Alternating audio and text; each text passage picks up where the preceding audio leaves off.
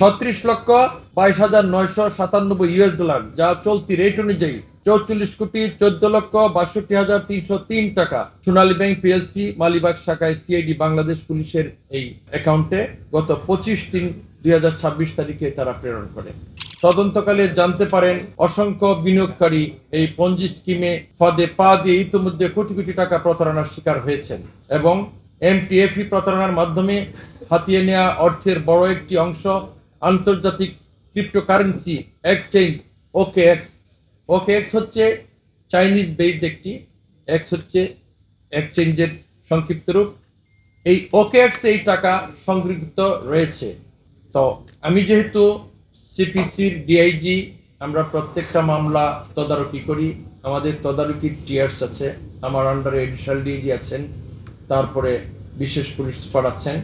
তো এই মামলার ডকেট পর্যালোচনা এবং তদারকির সময় আমি এই বিষয়ে জানতে পারি যে এরকম একটি টাকা, বড় অঙ্কের টাকা ড্রেন আউট হয়ে গিয়েছে।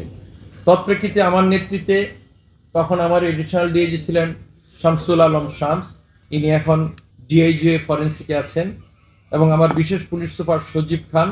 এর তত্ত্বাবধানে প্রতারণার মাধ্যমে হাতিয়ে নেওয়া অর্থ জব্দ এবং প্রত্যাবর্তনের প্রয়োজনীয় ব্যবস্থা গ্রহণ করি।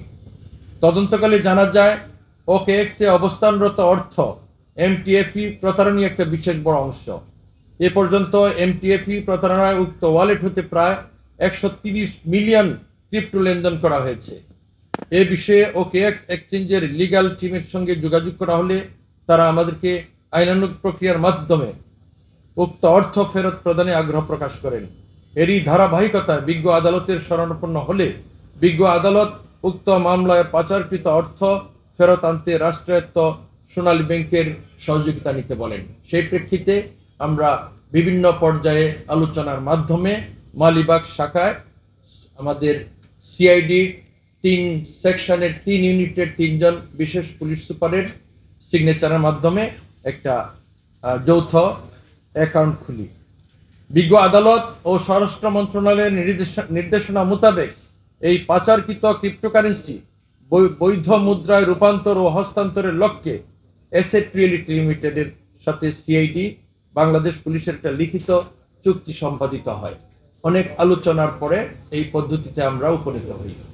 চুক্তি মোতাবেক অ্যাসেট রিয়েলিটি লিমিটেড পাচারকৃত ক্রিপ্টোকারেন্সি ডলারের রূপান্তর পূর্বক 3,62,036,22,997 যা চলতি রেট অনুযায়ী 44,14,62,303 টাকা সোনালী ব্যাংক পিএলসি মালিবাগ শাখায় সিআইডি বাংলাদেশ পুলিশের এই অ্যাকাউন্টে গত 25/3/2026 তারিখে তারা প্রেরণ করে।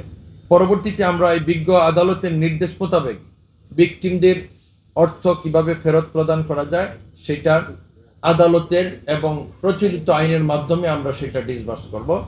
এভাবে এমটিএফ পঞ্জি স্কিম সংক্রান্ত প্রতারিত অর্থের আমরা তদন্ত যেটা পাবো, পরবর্তীতে বাকি অংশ যদি শনাক্ত করতে পারি তাও দেশে আনার প্রয়োজনীয় ব্যবস্থা গ্রহণ করবে।